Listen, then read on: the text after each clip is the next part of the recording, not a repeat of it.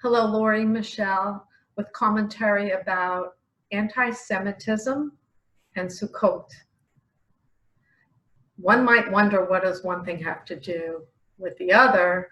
But if you understand what the holiday of Sukkot is about and the mitzvah of shaking the lulav and the etrog in the sukkah, which connotes Jewish unity, you understand that the holiday of Sukkot, we are taught to be unified as one people under one God, one Jewish people, and love every Jew, no matter what their level of Torah observance is.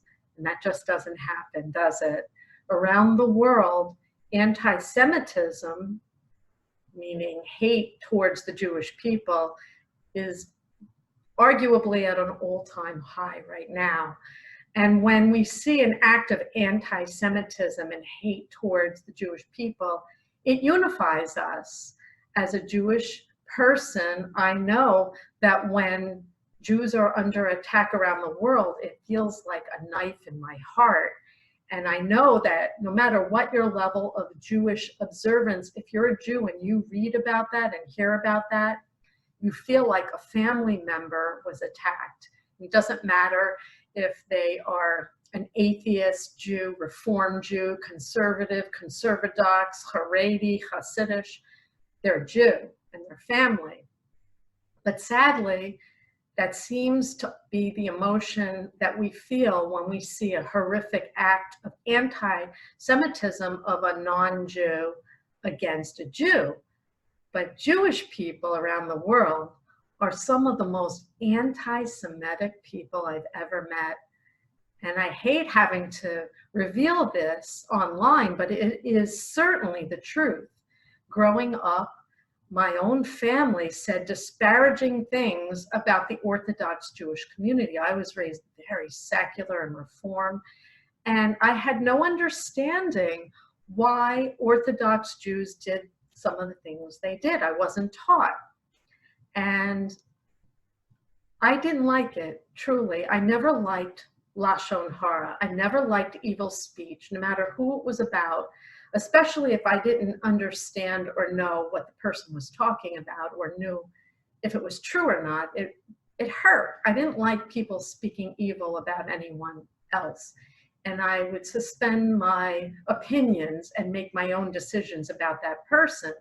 But growing up, I did think the Orthodox Jewish community was very reclusive, very separate from the rest of the world. And I didn't understand why that was and had, frankly, no interest to be part of that. And here I am, fast forward in the year 2019, and Hashem says, "Oh, Moshiach." And I still want no part of being what is considered Orthodox. But I love the Orthodox community. I love the Hasidic community. I love all of the Jews all over the world. And yeah, I love secular Jews because I see value in every single group of Jewish people. So the holiday of Sukkot is wonderful. I love it. I love the mitzvah of shaking the lulav and the etrog in the sukkah. I love being in the sukkah and leaving my permanent dwelling and being inside the sukkah and remembering that Hashem gives us everything. Truly, I'm like a walking sukkah. I could leave my home tomorrow and know that Hashem is all I need. He's truly all we need. But I do enjoy my soft bed and my nice apartment that Hashem provides for me, and I thank him for everything. But back to anti-Semitism, if the world knew and understood who the Jewish people really were and what Judaism truly is, they would not hate the Jewish people. They would support the Jewish people and look to the Jewish people for education and love. And if the Jewish people understood who the non-Jewish people of the world, the other nations, were to them and how they were related, yes, we're all related. We're one gigantic, dysfunctional family. If the Jewish people understood who the non-Jewish nations really were and how they were related, there would be no hatred in the world.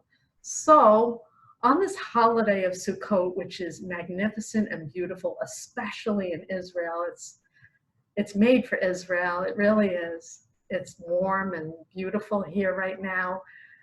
I feel for the people on the east coast of the United States celebrating Sukkot. I hope you have good weather this year. Sometimes it's rough, but it's a good reminder anyway.